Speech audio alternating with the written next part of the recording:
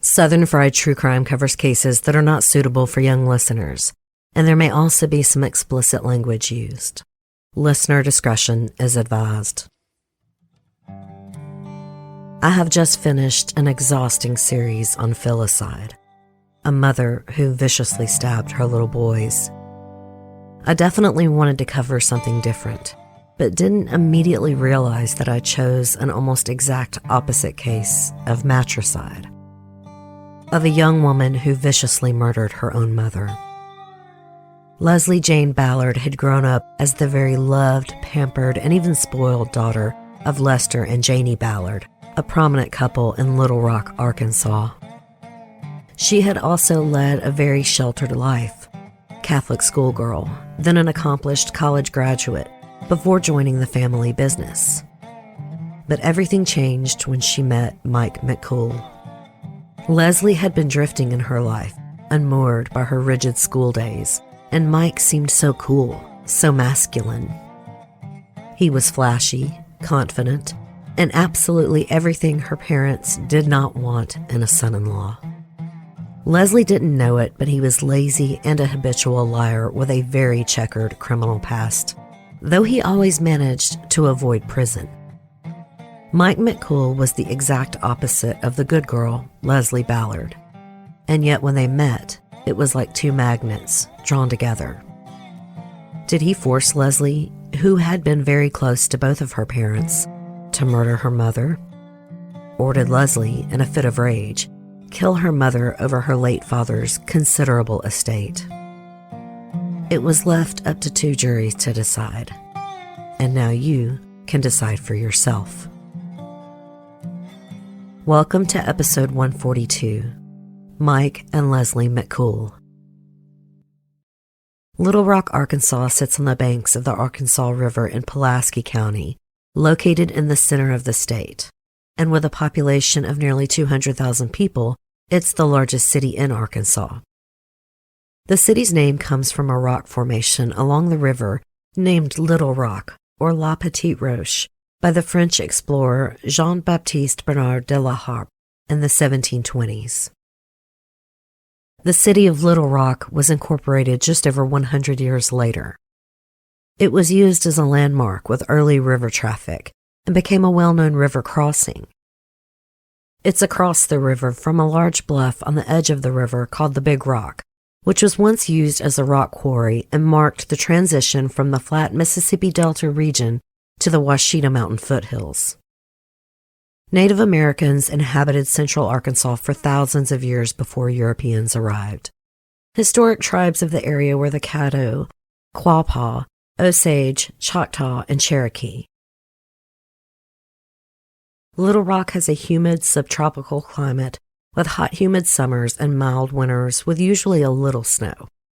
The capital city is home to the William J. Presidential Library and Museum for our 42nd president and former governor of Arkansas, Bill Clinton.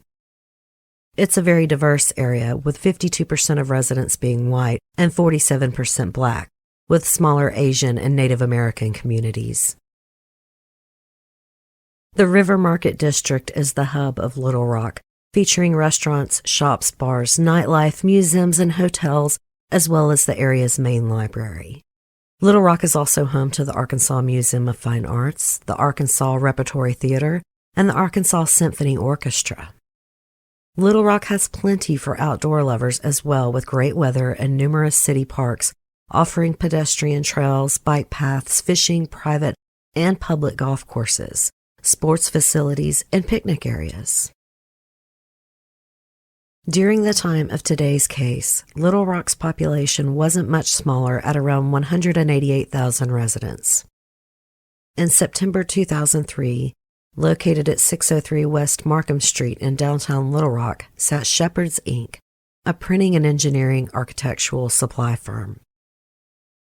The business, originally named Little Rock Blueprint Company, had been there since at least the 1950s, and after the owner passed away in the 80s, it was purchased by Janie and Lester Ballard, a local Little Rock couple. Born and raised in Arkansas, Lester got a job working as a paperboy at the Blueprint Company in the 50s after dropping out of high school. While working his way up at the company, Lester started a family with his first wife, Marie. Together they had a son named Davy in January of 1954, but a little over a year later, they separated. In 1958, Lester remarried, and that relationship also ended in divorce. On June 8, 1975, 41-year-old Lester married 30-year-old Janie Lee Connor in Las Vegas. Janie was also from Arkansas. She was born there in August of 1945 and graduated from Little Rock Central High School, and then went on to work as a secretary for an advertising agency. On July 22, 1976, just over a year after their marriage, Lester and Janie welcomed a baby girl into their one-story wooden brick home in the 3500 block of Cedar Hill Road in Little Rock. A combination of both of her parents' names, Leslie Jane was everything the newlywed couple wanted in a child. She was their pride and joy, their entire world, and Leslie adored them back. While she was always close to her mom, she was a daddy's girl at heart. Family friend Chuck Lang told the Arkansas Democrat-Gazette, "The sun rose and set with that girl." Another family friend, Jay Yates, said, "You can't imagine how close these three people were. These people doted on each other." The Ballards had pictures of Leslie, some as large as posters, plastered around the family home and at the business. Lester and Janie would do anything to provide their daughter with the ideal upbringing. So when the owner of the Little Rock Blueprint Company passed away and the company went up for sale, the Ballards took a leap and purchased the business, renaming it Shepherd's. With Lester's 30 years of experience working at the company and Janie's secretarial and customer service skills, the Ballards were very successful. The business was lucrative, and they were able to live a comfortable life, not wanting for anything. And most importantly, Janie and Lester were able to provide their precious daughter Leslie with the best of everything: private schools, cars, vacations. You name it, Leslie got it. But the Ballards as a whole were very conservative.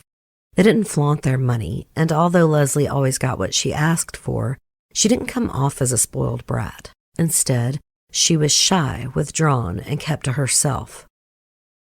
The neighborhood parents adored Leslie and found her to be a darling little girl, as one put it. All the neighborhood kids loved Leslie too, partly because she had all the toys in the world. To everyone on the outside, the Ballard family was perfect.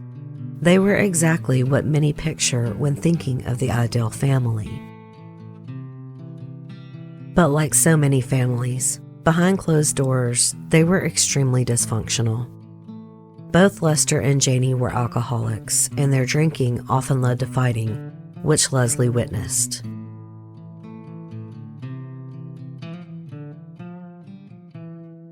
Leslie later said she felt very isolated and alone during her formative years. She was close to her parents, and she knew a lot of people due to her parents being well known in the community, but she was sheltered, and she didn't feel like she had any friends of her own. Lester's drinking got so bad that Janie filed for divorce in January of 1982. After the divorce was final, Janie started dating a man named Gene Douglas, who was 13 years older than her. Janie married Gene Douglas in May 1985, but they soon divorced. And then Janie and Lester got back together, and the Ballard family was whole again.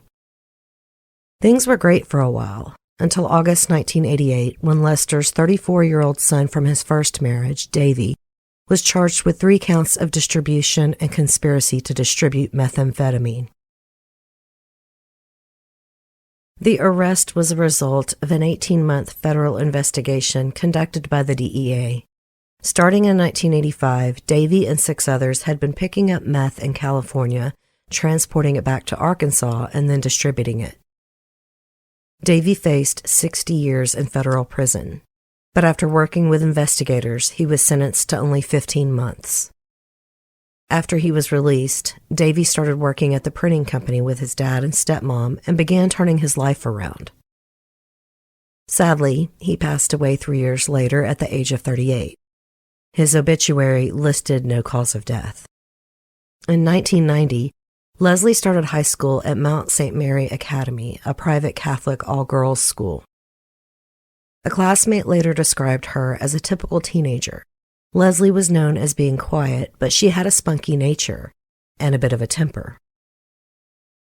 She was called, quote, a cute, well-mannered girl. Any guy would have been proud to take her home to mama. In 1994, Leslie graduated from high school. In her yearbook, where parents sent in dedications, Janie wrote, quote, a miracle happened to your dad and I on July 22, 1976. You were born. You are all that a daughter should be. Love you always, Mom and Dad. Following her graduation, Leslie left for home for the first time and attended Westminster College in Missouri. She wanted to get a business degree so she could join the family business. Janie and Lester were elated to hear of her plans.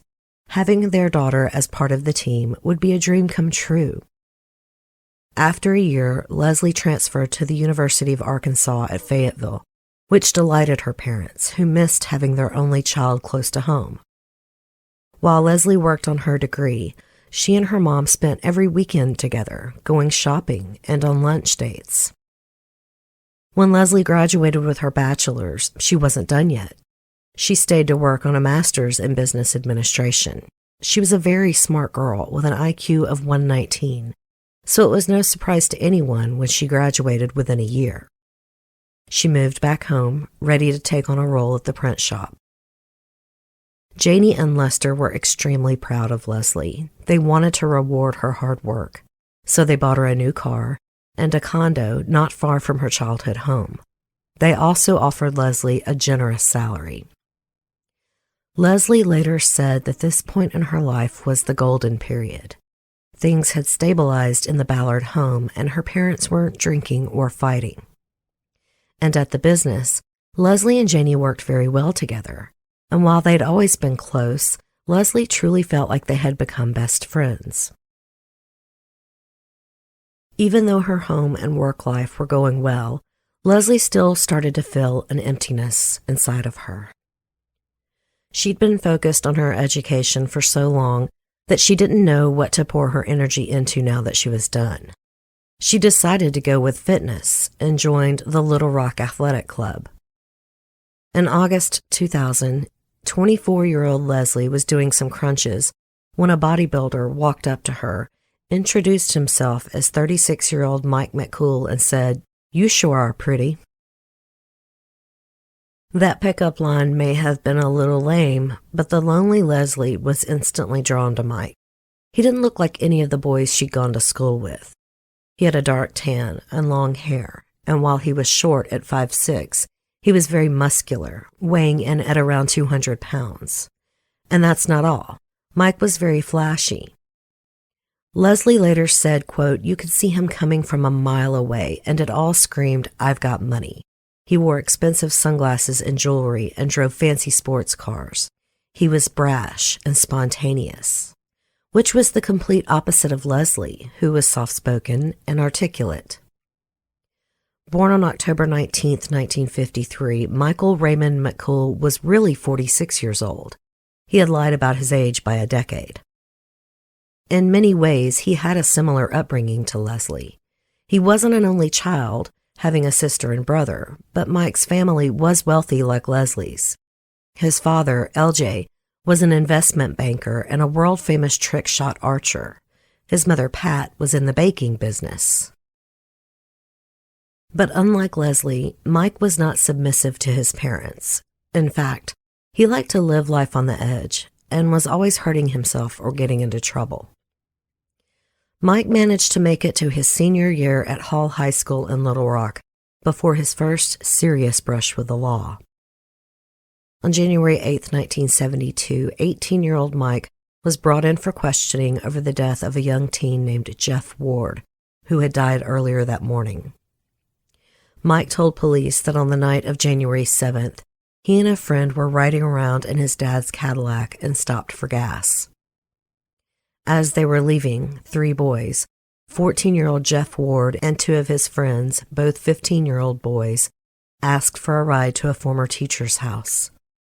Mike said okay, and they all hopped in. During the drive, the three boys were drinking apple wine, and Jeff got sick in the back seat. Mike asked Jeff if he had thrown up, and he said no, but Mike turned around and saw that Jeff had stuff all over his mouth. He rolled the window down to give Jeff some air and kept driving until he reached a service station. Once they were parked, they all piled out of the car, and Mike got a good look at all of the vomit in the back seat. He was mad Jeff had lied to him, so he walked over to him and punched him once in the head. Jeff fell to the ground and hit his head on a brick planter. Mike told the police, quote, "I tried to pick him up. He wouldn't get up. His eyes were closed. So I kicked him in the right shoulder to wake him up, but he still laid there." Mike and his friend took off, leaving the boys there. Jeff did wake up, and they all started walking to the teacher's house. Once there, the boys ended up staying the night with the teacher because it was late and Jeff wasn't feeling well. During the night, Jeff woke up twice to talk to them, but by the early morning, he started having trouble breathing and his heart was beating rapidly. The teacher called for an ambulance, and Jeff was taken to the hospital, where he died of a brain hemorrhage. Investigators spoke with Mike and all four people who had been with him that evening. All of their stories were the same. Jeff vomited in the back seat, Mike got mad, punched him once, and Jeff hit his head on the planter. But he hadn't meant to kill the boy. 18-year-old Mike was originally charged with first-degree murder anyway, but the charge was later lowered to involuntary manslaughter. In July 1972, after speaking with the Ward and McCool families, a judge dismissed the charges against Mike with the agreement that he'd enlist in the Marines. Mike dropped out of high school and followed through and was shipped off to California, where he served for the next 5 years. During his time there was when Mike started bodybuilding. He liked the way the muscles changed his appearance from scrawny to buff. He felt much more confident with his small stature. After finishing up his stint in the Marines, Mike moved back home to Little Rock. There, his parents, quote, "gave him the world," according to letters from Mike to the Arkansas Democrat-Gazette. They bought him a motorcycle and multiple sports cars, including a Dodge Viper and a Chevy Corvette. Over the next 20 years, Mike would go on to start many businesses, some with his father, including USA Racing, Inc. and Pleasant Valley Landscape. He didn't always work full-time. Sometimes he just lived off loans from his parents. Other times he broke the law or ran cons on people. In 1978, 24-year-old Mike married his first of 4 wives, a 21-year-old nurse named Julia. 3 years later, he was arrested for felony theft after he tried to steal several $100s worth of lumber from a lumber yard. Mike had purchased 36 pieces for $71, but before he went out to the pickup area, he altered his receipt to say he purchased 360 pieces and started trying to load that many in his truck. The yard employee figured it out and called the police. Mike was just fined and sentenced to 12 months of probation. Mike and Julia divorced in 1984. And the next year, 31-year-old Mike married a 24-year-old woman named Gail. Within a year, Mike was arrested for writing a bad check and was sentenced to just 3 years of probation. In December 1989, around the time his probation ended, Mike approached the owner of Gold's Gym where he worked out and asked him if he would be interested in selling the place for a few $100,000. It was an offer the owner couldn't refuse. They made a deal where Mike would end up being a part owner as well as the manager.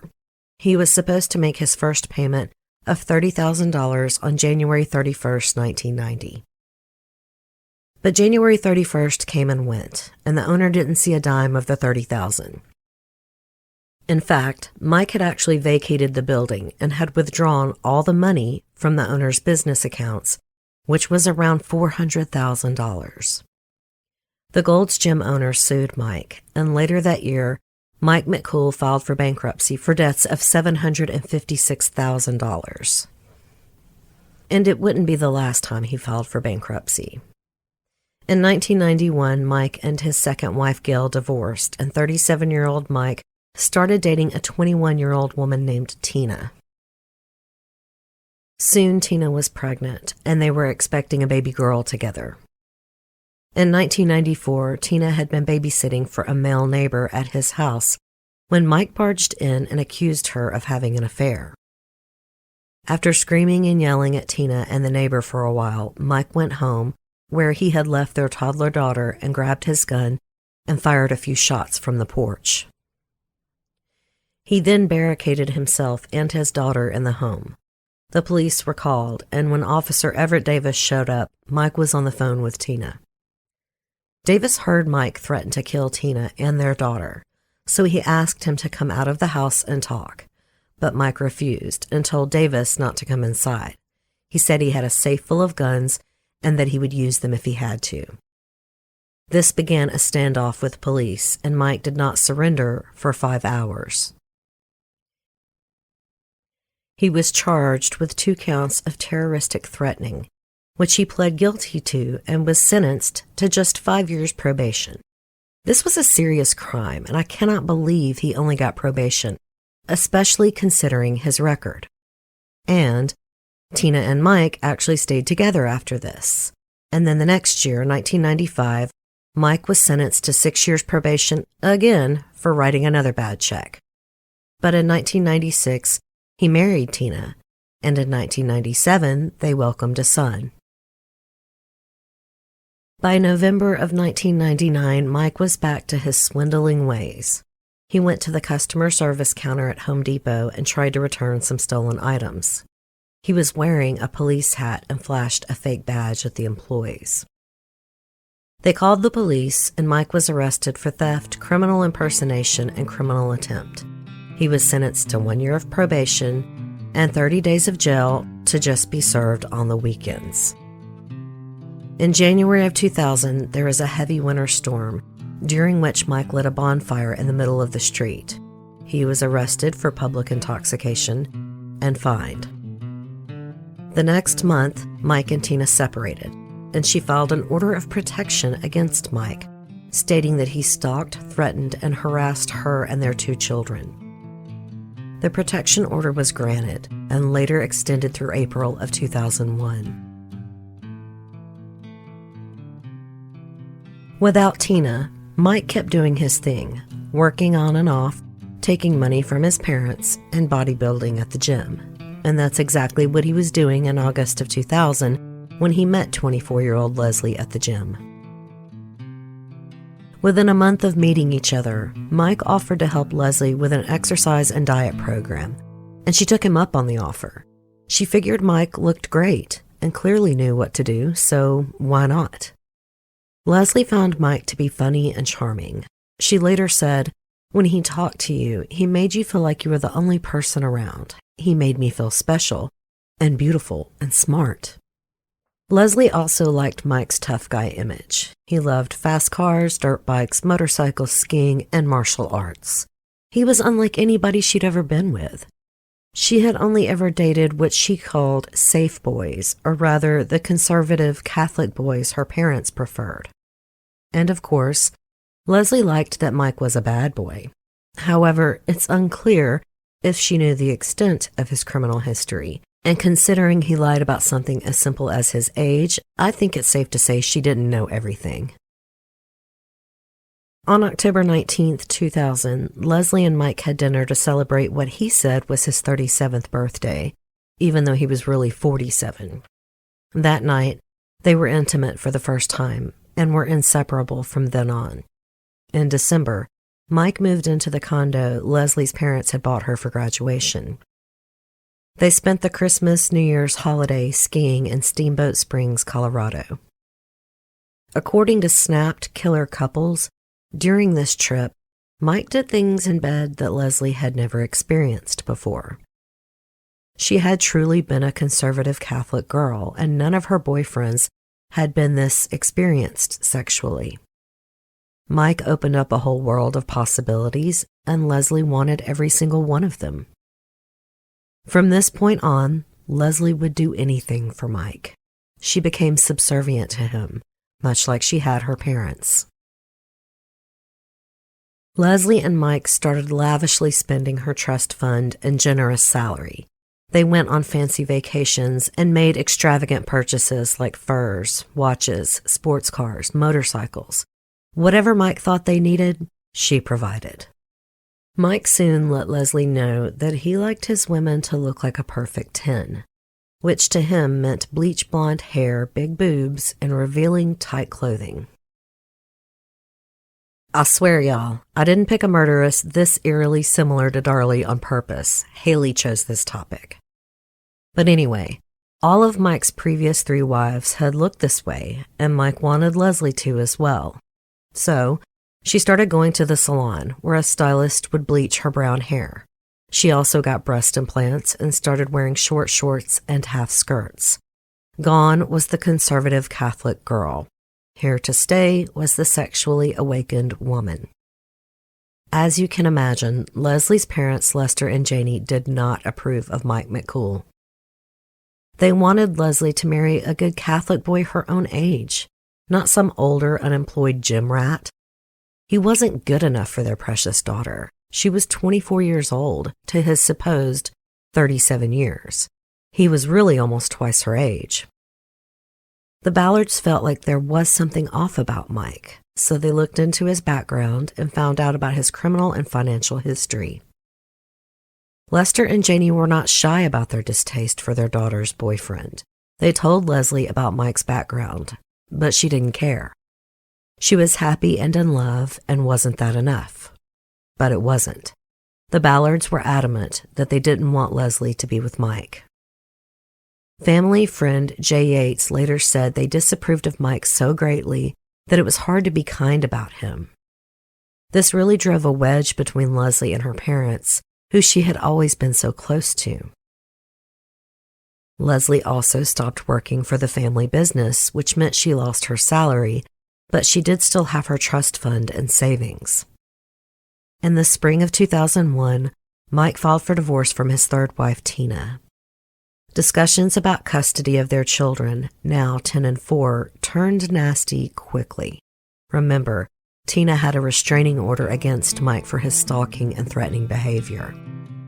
She was most concerned about leaving her children with their abusive father.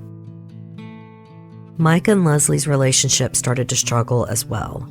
In early December 2001, Mike filed for an order of protection, stating that Leslie told him, quote, "Don't be surprised if you never wake up." He also claimed she had multiple personalities, and that one of them was named Candy, which Mike said is what Leslie named the Black Widow spider tattoo on her back. The order was dismissed the day after a judge found no evidence that Leslie was abusing or threatening Mike. The couple got back together, and on May 11, 2001, Leslie and Mike eloped and got married at the Hot Springs Mountain Tower. It wasn't exactly the fourth wedding Mike had dreamed of. He had originally asked the minister to marry them as they stood in the back of Mike's Corvette while riding down the highway. The minister managed to talk Mike out of this, and they settled on the mountain tower. Leslie was 26, and Mike was still lying about his age, being 38. Even the newspaper announcement for their wedding listed his incorrect age. Leslie's parents were devastated when they heard their daughter had gotten married without telling them. They were also worried that Mike would take Leslie's condo in a divorce. They asked Leslie to sign the condo over to them. She could keep living there with Mike, but it could no longer be in her name. It might sound controlling, but they knew their sheltered daughter couldn't see Mike McCool for what he really was. Leslie felt betrayed by her parents' request, but she signed it over anyway. She soon fell into a deep depression and became almost completely estranged from her parents. The more Leslie thought about how she signed the condo over, the more depressed she became. On September 16th, she wrote a suicide letter that read, "Mike, if you're reading this letter, then I'm probably dead. I don't want to live anymore because of what my parents have done to me. It seems like everyone I thought cared about me is just out to screw me over. I'm just giving up, because no matter what I do, I either get stabbed in the back by my family or I mess it up." After writing the letter, Leslie cut her wrists with an X-Acto knife. Mike found her, and she was transported to the hospital, where the injuries were found to be superficial, but she was held for a 72-hour evaluation. A month later, Mike and Leslie booked a $15,000 skiing trip to Steamboat Springs on the printing company's credit card. When Lester and Janie found out, they were speechless. It was the last straw. Any remnant of the daughter they raised was clearly gone. In November, after getting back from vacation, Leslie sued her mom for fraud, stating that Janie coerced her into signing the condo she owned over to her parents. Janie countered, saying she only talked Leslie into signing over the condo because they were worried Mike would get it if they divorced. In February 2003, Leslie dropped her lawsuit after Janie and her parents paid her $50,000 in a settlement.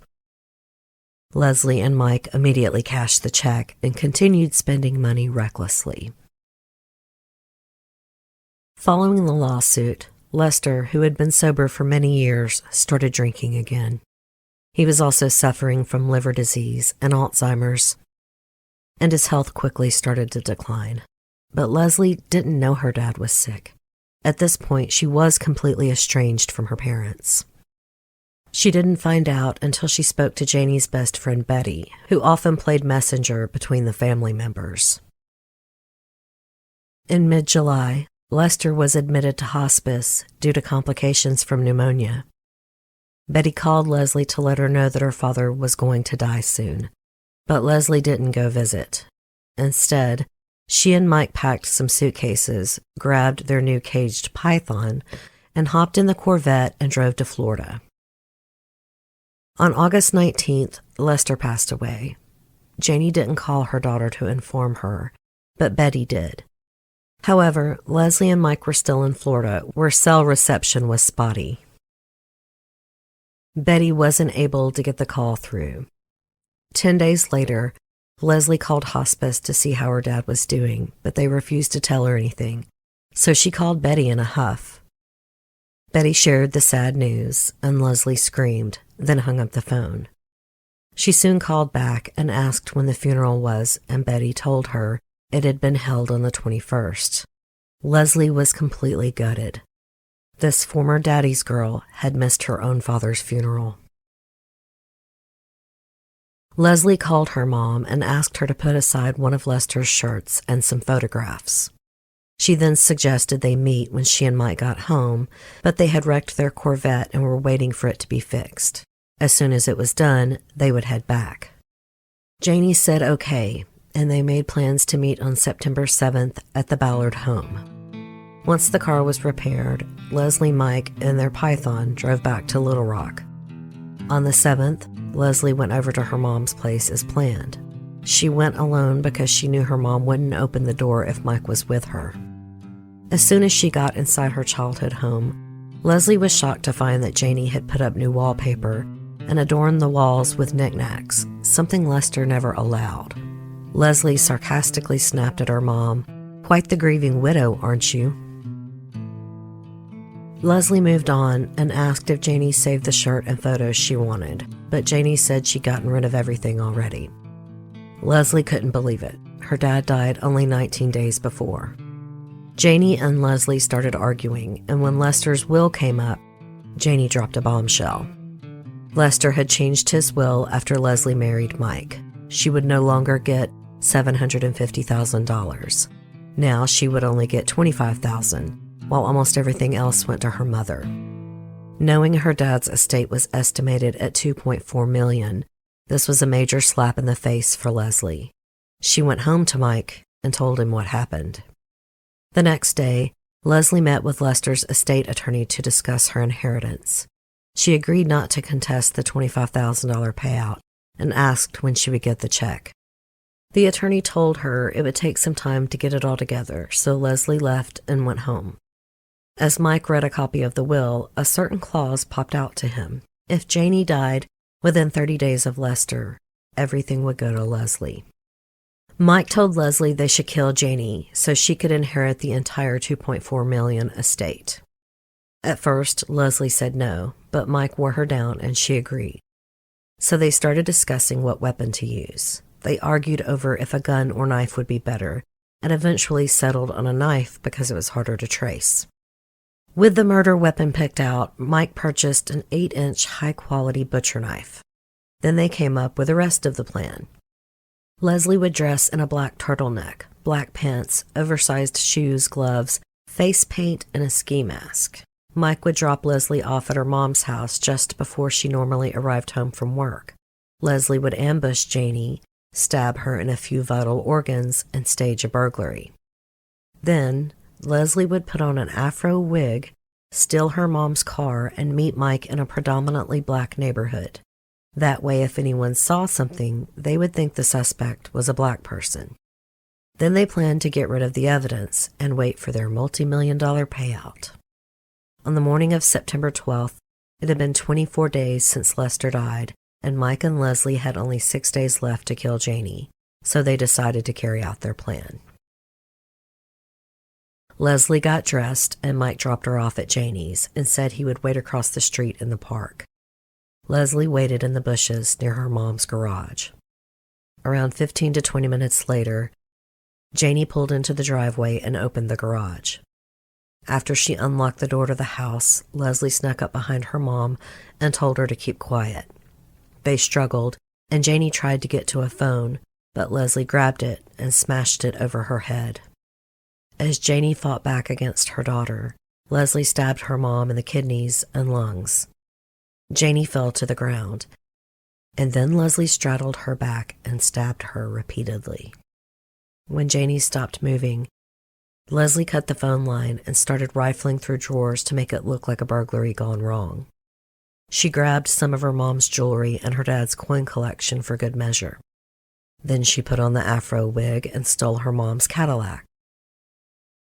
Leslie met up with Mike at the pre-planned meeting location, abandoned the car, and went back home. In the backyard, Leslie took her clothes off and washed off, and then they headed to Mike's parents' house in Hot Springs, where they planned to burn the evidence. Meanwhile, Janie's friend, Mickey Holloway, a crime scene specialist for the Little Rock Police Department, tried to call Janie, but got no answer. Mickey was worried, so at around 6 a.m. on the morning of September 13th, Mickey decided to stop by Janie's to see if she was okay. He used a garage door opener Janie had given him.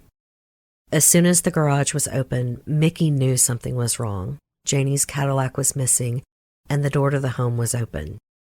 When he walked in, he found 58-year-old Janie Ballard in the living room, laying on her back, with her hands above her head, one shoe on her foot, the other under an ottoman. It was a vicious, bloody attack. The crime scene photos are horrific. Janie had been stabbed more than 70 times, and her neck had been slit post-mortem. There were 11 cuts and slashes to the back of her head, the longest of which was more than 4 inches long. There were 16 wounds to the top of her head, 2 of which actually penetrated her skull. There were 13 stab wounds to Janie's upper back, some where the knife went through the torso and out the chest. She also had extensive defensive wounds on her arms, which the medical examiner said were the worst he had seen in his 40-year career. Mickey Holloway called the police, and Officer Steve Dodge responded to the scene. At first, he thought Janie had been killed in a burglary gone wrong, but then he noted the amount of stab wounds. This was no burglary. This was overkill. This was emotional. This was personal. Officer Dodge spoke with Mickey Holloway, who said he thought Leslie and Mike should be looked into. Janie had told him multiple times that she was afraid Leslie and Mike would kill her for her money. In fact, she was so scared that she asked him to install an alarm system and check on her every day, once in the morning and once she got back from work.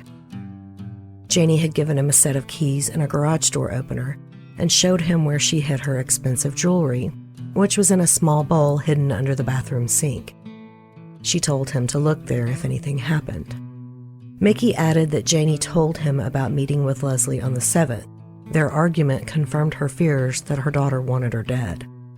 Meanwhile, Mike and Leslie were in Hot Springs, trying to sell the coin collection at a jeweler's. According to employee Deborah Adcock, the McCools stuck out in the store. Leslie was wearing short shorts, high heels, and a very revealing pink halter top. And Mike's shorts were even shorter, she said. But the jeweler didn't buy the coins, so Leslie and Mike looked around for a bit and then left without buying anything. Later, they drove back home, arriving before 9 p.m. Soon after, investigators showed up. The McCools were separated and told that Janie had been killed. According to an appeal document, after hearing what happened, Leslie had no reaction, but Mike reacted with loud sobbing and crying sounds and ran to embrace Leslie. They hugged for a few moments, and then Mike's emotions, quote, were cut off as quickly as they were turned on. When Mike turned to face the investigators, he hadn't actually shed a single tear. At the station, Mike and Leslie were once again separated. The investigator who spoke with Mike later said his demeanor was silly, goofy, arrogant, and manipulative. And it didn't seem like he cared at all that his mother-in-law had been brutally murdered. Mike told investigators that he'd only met Janie a few times and that she was nice to him, but he knew she didn't approve of his relationship with Leslie. When asked why, Mike said, "I don't know if it was the age difference. I don't know why. She never told me. I'm just guessing it's my record and I'm not good enough for her daughter." Mike said the last time Leslie saw her mom was around a week or so before, when she went to her mom's place to pick up some of her dad's things. When Leslie came home, she was upset because Janie had already destroyed a bunch of her dad's things. She had his coin collection and some photos, but that was it. An investigator asked Mike if Leslie received an inheritance after her father died, and Mike replied, "Don't ask me. I don't have no idea what's in the will for her, or what's hers, or what's not hers, or how much she's to get, or anything. I don't know." Mike finished up his statement by basically saying he and Leslie had been in Hot Springs, so they couldn't be responsible for the murders. The investigators didn't believe him, but they didn't have anything to hold him on yet, so they told him he was free to go. But Mike asked if he could stay and wait for Leslie, who was still being interviewed. They said sure, and he waited in the hallway on a bench where he napped on and off, and at one point even made a paper airplane and flew it in the hallway. At the beginning of her interview, Leslie said she and Mike had a great relationship with Janie. She insisted they were not involved in her murder, but she knew some people who could be responsible. Her uncle, who didn't get along with Janie and was always asking for money, or an employee who is mad that Janie was allegedly going to sell the business. Investigators didn't believe Leslie and kept pressing her. Finally, she admitted to everything. She wanted to get it off her chest. Leslie said she was upset that Janie didn't tell her about her dad's death. She asked Janie to save a shirt and photos, but when she went over there on September 7th, Leslie found out Janie had pretty much erased Lester from existence. Leslie told investigators, quote, "I saw that she was in really good spirits. She was not grieving. I was. I was upset that she had not called me. I felt they could have waited longer for the funeral." She said, "When I saw how happy she was to be free, I was upset, angry, and told her that she should be happy now since she had everything and I had nothing." Leslie told investigators that after she informed Mike that her inheritance was now $25,000 and he saw the clause in the will, he suggested they kill Janie. Leslie didn't want to do it at first, but Mike was very controlling. She detailed their relationship from the beginning, saying, "He was very nice when I first met him, but he was very controlling soon after that." After they married, she said Mike became verbally and physically abusive. He slapped and punched her and pushed her down the stairs. He also called her names like bitch, whore, slut, fat, and ugly. But she said she stayed with him because she loved him. Leslie said Mike came up with a plan for her to kill Janie. When Leslie initially said no, he threw her against a wall and threatened to kill her and her mom if she told anyone or refused to do it. Finally, Leslie agreed because she thought she could use the money to leave Mike. On the morning of the murder, Mike woke Leslie up and told her they were going to her mom's. He picked out dark clothes, oversized shoes, gloves, and a ski mask for Leslie to wear. He drove Leslie to her mom's and handed her a backpack with a towel, wire cutters, and a butcher knife. He even reminded Leslie to stab Janie in the neck, kidneys, and lungs. Mike said he would wait across the street in a park. He was armed with a gun and would be watching. Leslie waited in the bushes for 15 to 20 minutes until Janie arrived home, and she said the whole time she was worried Mike would kill her and Janie if she didn't kill her mom first. Once Janie got home, Leslie followed her inside and pushed her down. Leslie told the investigators, quote, "I told her to keep quiet. There was a struggle. I really didn't want to hurt her, but I was afraid if I didn't, Mike would be very upset with me at the very least." Leslie said she remembered stabbing her mom 6 times. Then she staged the burglary and drove to the area where Mike said to meet. But he wasn't there, so she drove to a payphone and called him at home. Then she went back to the area and waited, and Mike showed up. Then they abandoned the car and drove home. Leslie cleaned off in the backyard while Mike bagged her bloody clothes. Then they drove to Mike's parents' house in Hot Springs. Mike started a fire in the fire pit and said he was going to burn Leslie's clothes, the backpack, and the knife. But then Mike got mad and said he'd probably have to kill her because of how bad of a job she did. Leslie said he changed his mind and said he might let her live so he could hold it over her head. Mike then revealed he wasn't going to burn Leslie's clothes after all. He actually left them at home so that he could have leverage against her. When she was finished confessing, investigators believed Leslie's story for the most part. So they went to the hallway and arrested Mike. They took him back to an interview room and read him his Miranda warnings. Mike said he wasn't going to talk, so investigators left the room. But it didn't take long for the suspense to get to Mike. Within 5 minutes, he knocked on the door and asked investigators what Leslie was saying about him. Detective John White told him she said he helped her. Mike responded that he didn't take part in or have anything to do with Janie being chopped up. The detective asked Mike how he knew that Janie had been chopped up, and he said he had heard it from other investigators in passing. But when he was asked to name the investigators, Mike couldn't answer.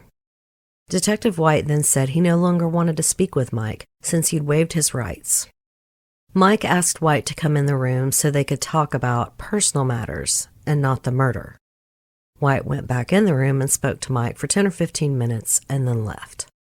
Not long after, Mike barricaded himself in the interview room, smashed a thermostat on the wall, and used a piece of metal to cut his wrists. He started crying, screaming, and yelling, which caught the attention of investigators outside the room. They pepper sprayed Mike to get him away from the door, then provided aid until an ambulance arrived. Mike was taken to the hospital and stitched up. There, he told Detective White that he wanted to talk to him. White said Mike could come back to the station when he was done at the hospital. Meanwhile, Leslie was taking detectives on a road trip to different areas she and Mike had been. During this trip, investigators said Leslie was cheerful, like she was part of the team. By the time they got to where the car had been abandoned, it had already been stolen. But at Mike's parents' place in Hot Springs, they did find a bag filled with jewelry and the burn pile where Mike had burned some evidence. When they were done with their trip, Leslie and the investigators went back to the station, and Leslie was charged with capital murder and theft of property. And Arkansas has the death penalty. Then she was transferred to the jail. After being treated, Mike was transported back to the police station by Officer John Bracey. According to an appeal document, during the ride, Mike had a conversation with Bracey, all of which was recorded. He said he knew the detectives wanted him to go back to the station because they wanted more statements from him. Bracey asked, "They want the truth this time?" And Mike replied, "Yep, they want that out of me." Bracey asked Mike if he was going to tell the truth this time, and Mike responded no, and then followed up with, quote, "I'm going to tell the truth, but I want my attorney there." A few minutes later, Mike asked, "Can you kill the music while I ask you something?" Bracey replied, "Yeah, sure, what's up?" Mike said, "I don't really know if you'll tell me the truth or not, but I'm going to ask you anyway." Mike then asked Bracey if he should be up front with the police, and Bracey told him yes, that's what he would do, but that he couldn't tell Mike what to do. Mike continued talking about whether or not to tell the truth, and Bracey asked, "Would you have asked me that question if you were not guilty?" Mike replied, "Probably no. Ain't got no reason to." Clearly, Bracey was dealing with an extremely sophisticated criminal mind. Later in the conversation, when the two were talking about what Leslie might be saying to the police, Mike said, "She's the one who can cry and trying to say I made her do it. You know, that's just a bunch of bull." In the interview room, investigators read Mike his rights again. Mike repeated that he had nothing to do with Janie's murder. All he did was agree to drive Leslie over to Janie's place so she could pick up a car there. When Leslie was ready to go, she was wearing all black and had a backpack. He asked why, and she said she didn't want to be recognized. Mike said this made no sense to him, so he asked her why, but he said he couldn't remember Leslie's response.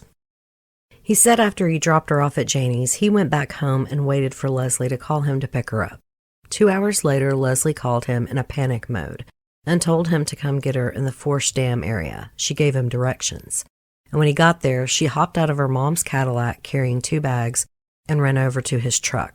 Leslie got into the truck and said, "Let's get out of here. I've been driving around for 2 hours. Mike asked her what happened, and Leslie said she and her mom got into a fight and she ended up stabbing her, stole her jewelry, coin collection, and car. Leslie told Mike that she wanted to keep him out of it completely because she knew he had 2 kids. Leslie said, "It's my responsibility," he claimed. Mike cried as he told this to investigators. Quote, "She said she killed her mother. I don't know what to friggin' do. What am I supposed to do? Just bring her over here and say, 'Hey guys, she's just killed her mother'?" Mike said that while Leslie washed off in the backyard, he hid some of her clothing and attire for leverage. He was afraid she would try to frame or kill him, and he wanted to be able to tell detectives, "I've got this to show you what she did, and I didn't do it because of her DNA." Then Mike and Leslie went to his parents' place in Hot Springs, where he claimed Leslie burned 2 duffel bags in a burn pile and threw the knife in a nearby lake. After disposing of the evidence, he said Leslie reminded him, "You didn't do it, and it was all my idea, and I'm going to take responsibility, and if we get caught because it was my idea, I did it." Mike wrapped up his statement to police saying, "You know, she's down there trying to make me the bad guy, the victim, the planner, whatever. I mean, if I want money, all I got to do is go cash my cashier's checks, go sell a couple of cars, go do whatever, sell my house, just move away." When investigators asked Mike about Leslie's allegations that he was controlling, Mike said, "Women have always controlled me. I gave them everything I could because that's how I show my love." Investigators did not believe Mike. They thought he was trying to put all the blame on Leslie. He was charged with capital murder and theft of property and transported to the same jail Leslie was already in. Now they were both facing the death penalty. On September 15th, Leslie and Mike both pled not guilty to all charges. When Mike went before the court, District Judge Lee Munson told him, quote, "I see you finally made the big time. You've been coming in here for years." Mike replied, "I didn't kill her, that's for sure." The judge set bond at $1 million for Mike and $500,000 for Leslie. The full amount had to be paid, not just the 10%. Later, their trials would be separated, and Leslie would file for divorce, stating that Mike treated her with, quote, "such general indignities that life had been made intolerable." After the divorce was final, Leslie went back to her maiden name. When details of Janie's brutal murder were made public, residents of Little Rock were in shock. Janie was a pillar of the community. A quick search of newspaper archives brings up numerous articles about generous things Janie had done, like donating her time and money for a cause she believed in or participating in organizations like the Neighborhood Watch Group. Janie's friend and employee, Betty Sisko, told the Arkansas Democrat-Gazette, quote, "She would give you the shirt off her back, literally. She was a very, very sweet person." But the shock didn't just stem from the fact that Janie was a well-liked person. It was also from knowing that Janie's own daughter had been the killer. The community had always looked at Leslie Ballard as the quintessential good Catholic girl. It was unfathomable to even think she could have been involved. On September 22nd at 1 p.m., funeral services for Janie Lee Ballard were held at First United Methodist Church in Little Rock. There was no mention of Leslie in her obituary. Instead, Janie's beloved dog, Gracie May, was named. On May 24, 2004, 27-year-old Leslie's solo trial began. Because Leslie admitted that she killed Janie, the trial was to decide why she did it, not if she did it. Mike didn't testify against Leslie because his trial was scheduled to begin a few months after. In fact, Mike's defense team attended Leslie's trial to see what the prosecution would possibly be doing for Mike's trial. Although Leslie had been charged with capital murder, the prosecution had taken the death penalty off the table. Janie's friend and neighbor, Mildred Cobb, told the Arkansas Democrat-Gazette that Janie wouldn't have wanted Leslie to face the death penalty because she loved her that much. Leslie looked nothing like she did on September 12, 2003. Her bleach blonde hair was growing out and her dark roots were showing. She wore little to no makeup and dressed in plain-colored clothing that hid her figure. It was clear the defense wanted to portray Leslie as the conservative Catholic girl she once was. The prosecution laid out the case for the jury. They said Leslie was going to try and say that Mike made her kill Janie, but that it wasn't true. Mike may have been an abusive guy, but he didn't make her do anything. Plus, there were plenty of times Leslie could have gone to the police and said Mike was threatening to kill her and her mother if she didn't carry out with this plan. But Leslie didn't go to the police, and that's because she wanted her mom dead too, the prosecution argued. She was very angry when she found out her mom had moved on quickly and felt that Janie erased Lester from the house. But she was even more angry when she found out her inheritance had been drastically cut down to $25,000. After reading the will, Leslie and Mike had found a loophole and realized they'd receive up to $2.4 million if Janie died within 30 days of Lester. So they started planning Janie's murder together. The prosecution said Mike dropped Leslie off at Janie's house, and then Leslie waited in the bushes for her mother to come home. Once she arrived, Leslie ambushed Janie, and a struggle ensued. Leslie stabbed Janie a few times, and she fell face down on the ground. As Leslie straddled her mom, something inside her snapped. All the feelings of anger and betrayal she'd been holding on to came pouring out of her, and by the time she got a hold of herself, she had stabbed Janie more than 70 times. Leslie then staged the scene to look like a burglary gone wrong, but before she left, Leslie had done one more thing. She went back to Janie, the prosecution said, and for good measure turned her over and slashed her throat. Then she met up with Mike, they covered up their crime, and waited for their payout. The prosecution told the jury what she wanted was money. What she wants now is pity. What she deserves is justice. Leslie had two defenses. One was the duress defense, which according to Justia is where a defendant claims they had to commit the crime because if they didn't, they were facing the threat of imminent death or serious bodily injury. Basically, the defendant didn't have any other choice than to commit the crime. Duress as a defense has been around for centuries, but how the defense is interpreted by the law varies state by state. In some states, duress cannot be used as a defense if the defendant murdered someone.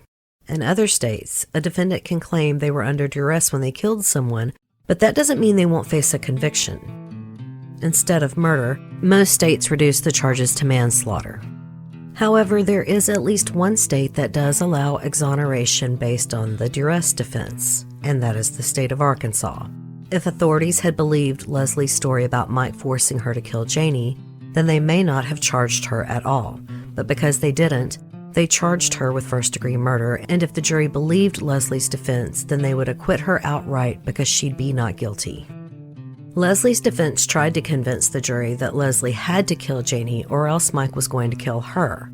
She had no other choice. It was kill her mom or be killed. The defense said, quote, "Her dad's dead, her mother has been pushed out of her life, and she's got this psycho yelling in her head, 'You've got to kill her, you've got to kill her.'" The defense continued, "There's no question what she did was at his direction. He created this, he caused it, and he's responsible for it. It would never, ever, ever have happened without the poison, without the cancer in the Ballard family, known as Michael McCool." The second defense was that Leslie was not guilty by reason of mental disease or defect. She was an abused woman who suffered from anxiety and depression.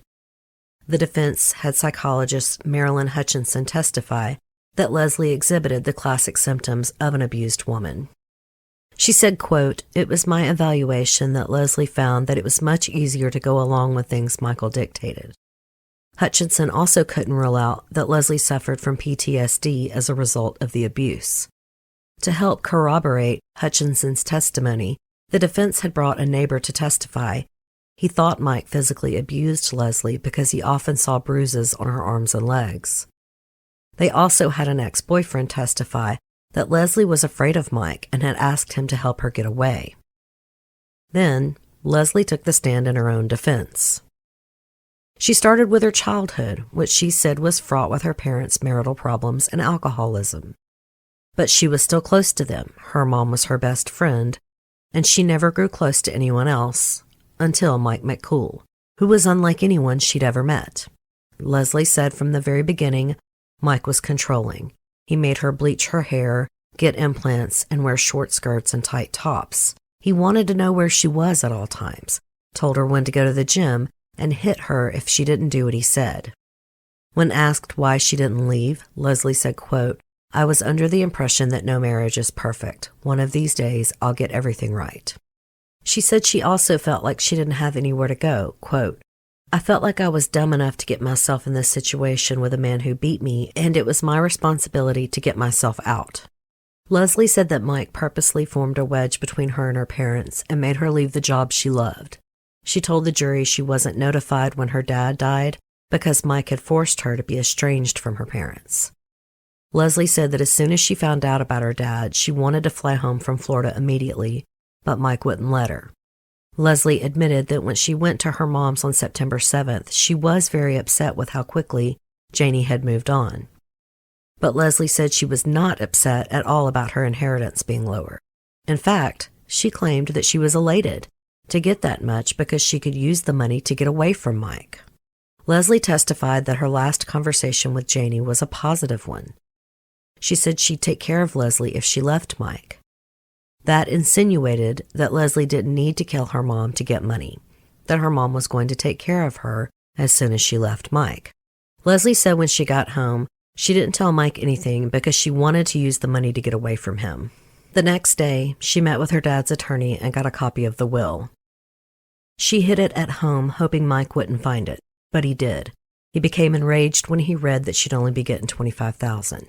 Leslie testified, quote, "He took it as a personal affront that I wasn't the main beneficiary in the will. He felt like my mom had gotten one over on him. He said, if it was my mother, I'd kill her." Mike read on and came to the fateful clause. He stopped and told Leslie that if Janie died within 30 days of Lester, Leslie would inherit everything. Mike started telling her that Janie had to die. Leslie said she wouldn't help him, and he slammed her against the wall and said, "If I tell you to fucking do something, you fucking do it, or I'll kill you first." Over the next few days, Mike planned Janie's murder and told Leslie what she was going to do. Leslie said, "He was a broken record. If I didn't do it, kill her and do it right, he would kill her and kill me too." A few days before the murder, Mike took her to Kmart and made her go inside and buy oversized boots while he stayed in the car. When Leslie's defense attorney asked why she didn't call the police while she was inside the store, Leslie replied, "I didn't see that I had any choice. It wasn't real to me. I didn't feel like anybody would help me." Leslie continued, saying that Mike woke her up that morning and said, "Get up, get dressed, and go do it." She said he dressed me like an infant in black clothes he had already laid out for her. Leslie insisted she didn't want to do it, but didn't know how to stop Mike. While she was waiting in the bushes, she said she was freaking out. She said, quote, "I didn't know how I'd gotten to this point. I didn't know how to get out of this situation. I didn't know how to get her out of this situation." Leslie's attorney said, "The situation was that you were going to kill her. You could have stopped." She replied, "He would have killed me." Her attorney said, "You could have given your life." Leslie said, "I know," and then paused and, fighting off tears, said, "I should have and wish I did." Leslie testified about how she ambushed her mom and stabbed her around 6 times before staging the burglary. She detailed what she and Mike did after and how when they got home from Hot Springs, investigators showed up. Leslie said that they allowed her and Mike to drive themselves to the station, and on the way, he repeatedly told Leslie not to mention his name. If she did, he would kill her. He also told her to act upset and be convincing. Leslie said that she was relieved to confess to investigators, quote, "Once the truth was out, it didn't really matter anymore." She had finally found a way to get away from Mike. When it came time for cross-examination, the prosecution really went at Leslie hard. They asked her about dressing up as a black woman when abandoning the car. They wanted to know what she would have done if an innocent person was arrested. Leslie said she would have risked being abused by Mike to come forward and clear them. The prosecution asked her why she wouldn't do that for her own mother, and she said she thought Mike would kill her. Trying to make everything seem like it worked out okay, Leslie quickly added that she confessed before police investigated anyone else. She told the prosecution that she confessed to her mom's murder because, quote, the least I owed her was the truth. The prosecution fired back with, Mrs. McCool, the least you owed her was to not kill her. Before they finished up with cross-examination, the prosecution asked Leslie about slitting her mother's throat. He said, those last injuries you gave your mom, those are for you, aren't they? You had already done what Mike wanted. Those were from you. Leslie still insisted she only remembered stabbing her mom 6 times. On May 28, 2004, after deliberating for 2 hours, the jury found Leslie guilty of capital murder and theft of property. She was immediately sentenced to life without parole for capital murder and 5 years for theft of property.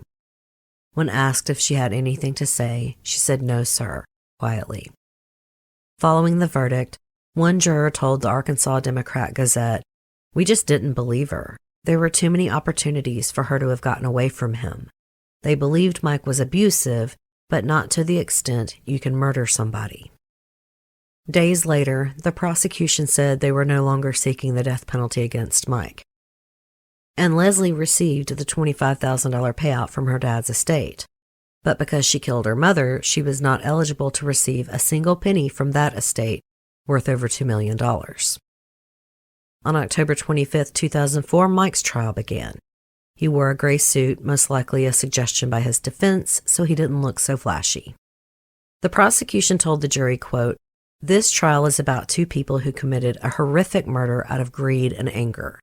They said Mike was Leslie's behind-the-scenes accomplice in the murder and theft of Janie Ballard. The prosecution said if he had the option, Mike may have carried out the murder by himself, but he knew Janie was too scared of him, and he could never get close enough to her. Leslie had to do it. The prosecution had 3 people testify that prior to her murder, Janie said she was afraid that Leslie and Mike would kill her for her money.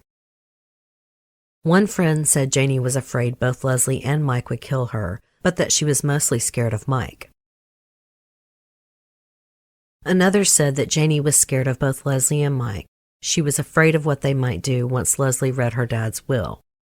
And the lawyer who handled Lester's estate said that Janie was extremely afraid of Mike, but never mentioned being scared of Leslie.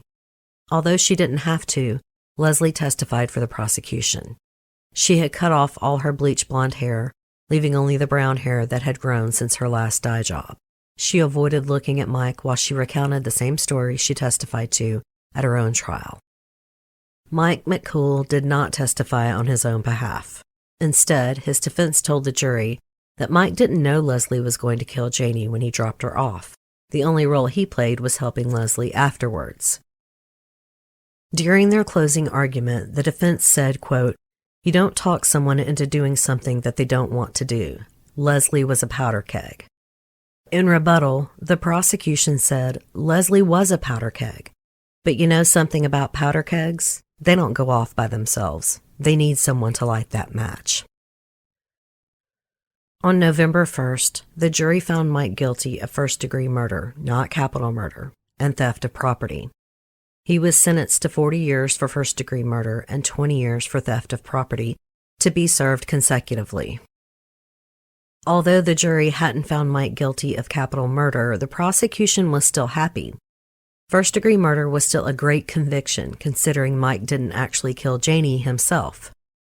As Mike was escorted out of the courtroom, he told reporters, I tell you one thing, you don't make somebody kill somebody else.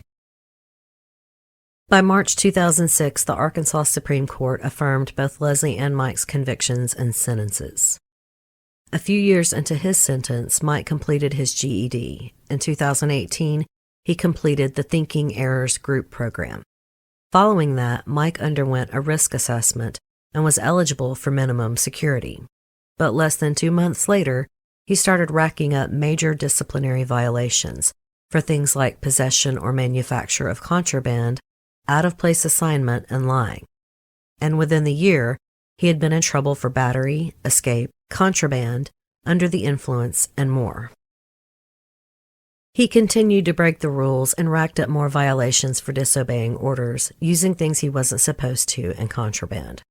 After all this, Mike was no longer scored as a minimum security risk, and today, he is incarcerated in Varner Supermax in Gould, Arkansas.